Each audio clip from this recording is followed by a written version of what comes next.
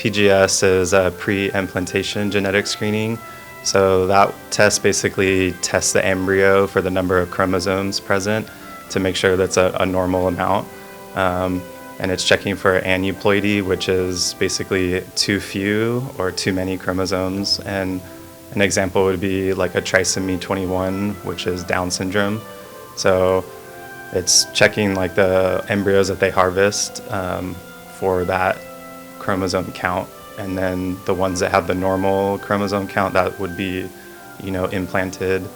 And they would proceed to see like if they could get pregnant with that embryo. PGD is pre-implantation genetic diagnosis, and then that one is more about like the hereditary disorders that could be passed on to the baby. So if like a husband and wife, they either or both have a genetic disorder that they might know about, or they're like a recessive carrier of, this test would be able to determine if it's being passed down to the child in the embryo. So those are a little kind of similar tests, but it's more like for the single mutations that occur like in the DNA that produce diseases. Some common ones are cystic fibrosis, sickle cell anemia, Fragile X, spinal muscular atrophy.